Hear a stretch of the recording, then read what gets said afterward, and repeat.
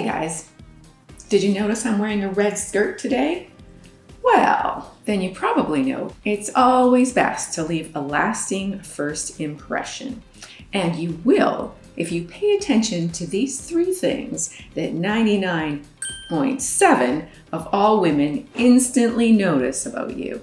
Because whether you like it or not, from the first time she notices you, she will be subconsciously, if not consciously, evaluating whether you're a yes, no, or maybe. So you really don't have time to entice her if you get these three things wrong from the get-go. And if she's someone you already know, you're going to have to be extra brave to change her impression of you.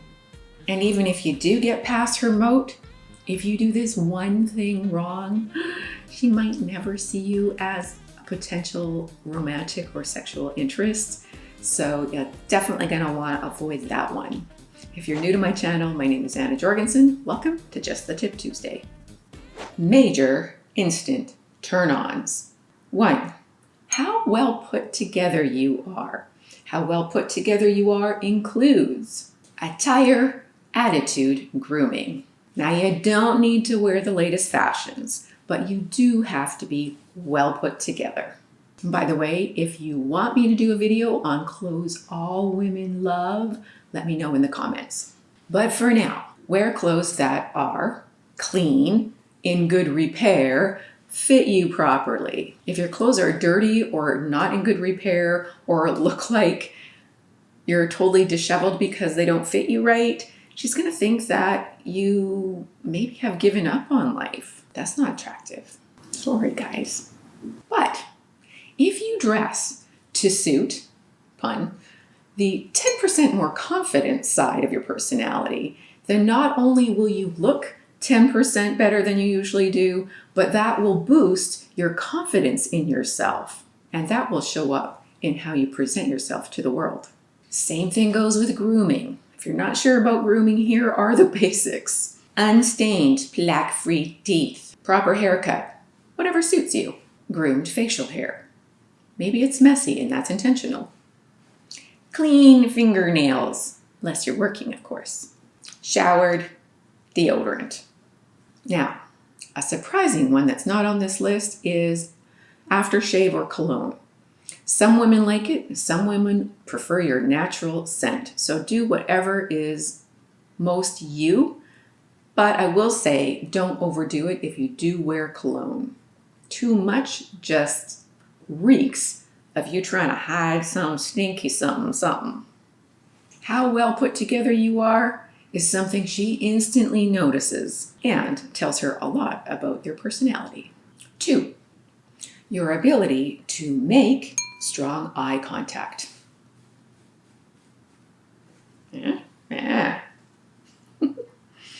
Strong eye contact shows self-assurance and masculine dominance.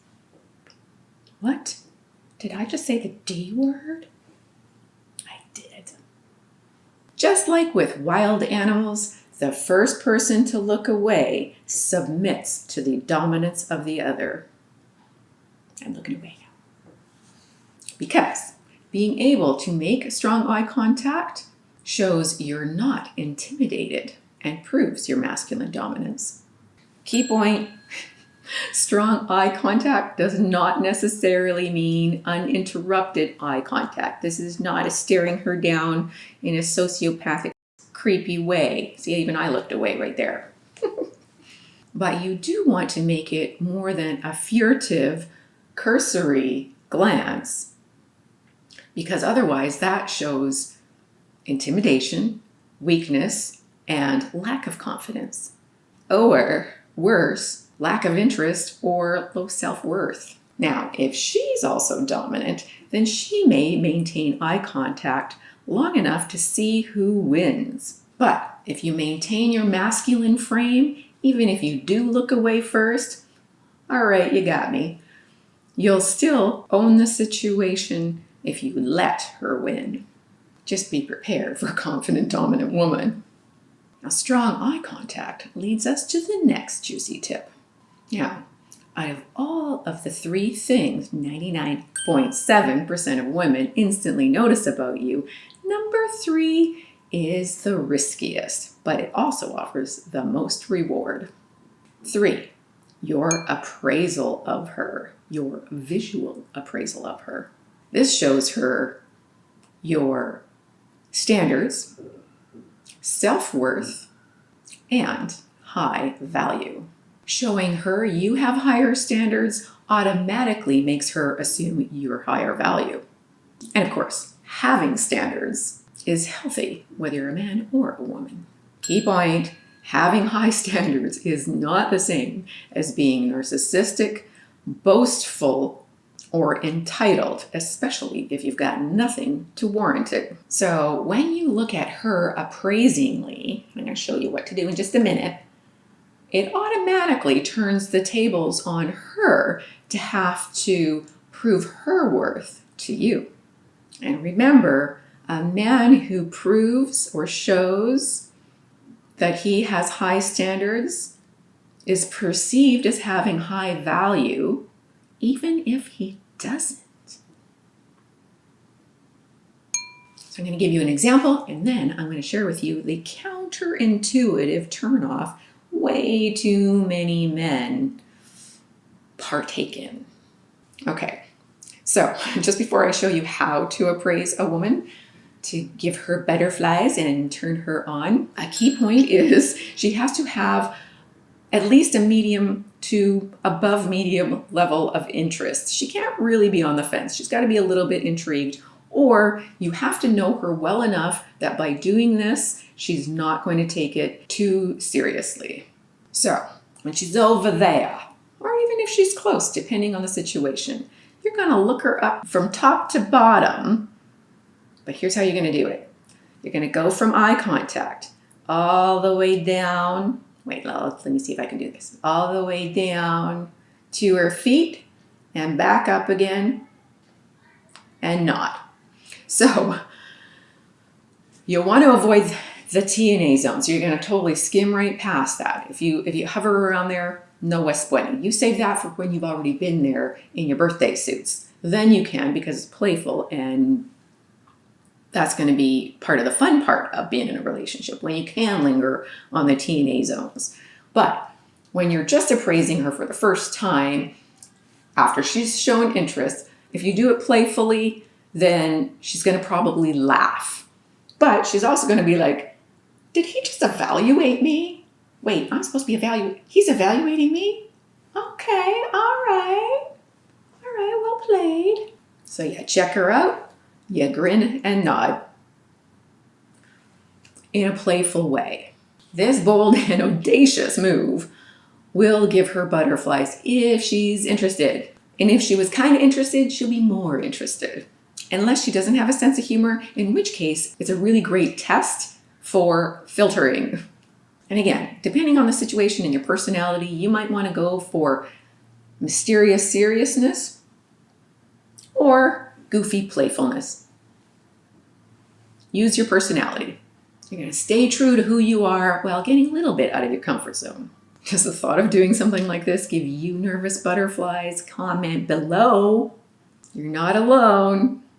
And remember, when you're trying something new, you are going to fumble the ball. It's going to feel awkward. You're going to be super embarrassed. You're not going to want to try again. But you have to push through that if you want to become masterful and not a master something elser.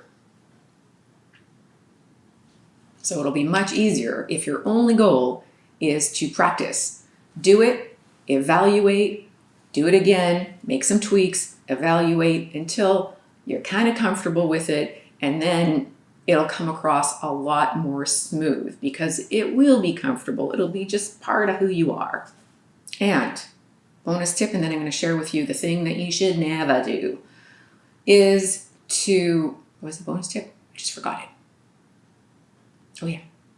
To go in with the only goal of practicing, not the outcome. Your goal is to get out there and do it as many times as you can and feel good just about doing it. Not feel like you have to actually accomplish something more than just the doing.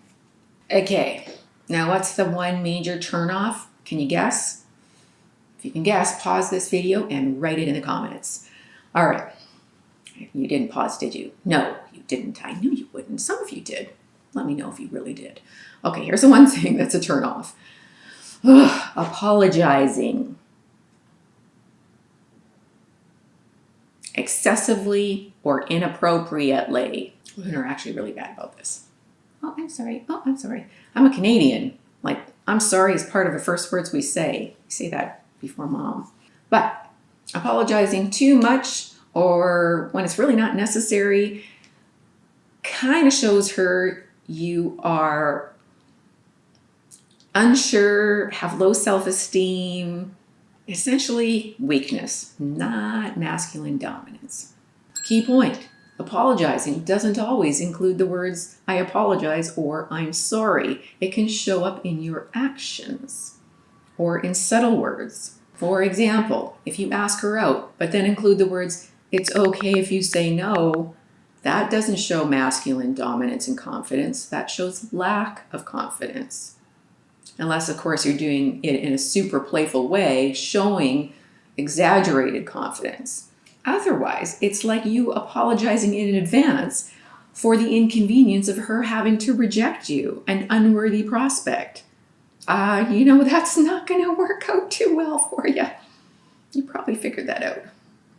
If she didn't think you were unworthy before this statement, you expressing your own self-doubts will have her thinking about whether or not you are worthy. Women mirror your feelings about yourself. Key point, it's okay to have some tension in a relationship. In fact, it's necessary to have some sexual tension when you're asking a girl out because you need that tension to be able to create attraction or maintain it. What to do instead? Well, unless you've messed up big time, you want to change your apologies to thank yous. If you arrive at a date and you're a little bit late, instead of saying, sorry, I'm late, thank you for your patience. When you don't reply back to her text right away, don't say, sorry, I didn't reply right away, or a non-sorry, but still sorry, would be providing an explanation or excuse, like the gym was really busy today. It's basically the same thing as an I'm sorry, and it's not necessary. You're allowed to have a life. You're allowed to be busy. You're allowed to do these other things and not have to be Johnny on the spot. So unless there's some tragic event, you just carry on the conversation without even acknowledging the delay. You just pick up where you left off. Don't say sorry for every little thing. Save your sorries for when you really need it. Now, if you want me to do a video on how to apologize when you really should, leave a comment. Keep in mind, there are lots of comments, so I always read the short comments first, and if I have any steam left, I go back to the longer comments. And if you've made some bold moves that have worked for you in the past, let the other guys know in the comments. You guys are each other's wingmen as well. We're all big happy family here, helping each other out, find love for guys that want to settle down without settling. So, thanks for being here. Thanks for watching to the end. Thanks for liking, sharing, and all your comments. And God bless.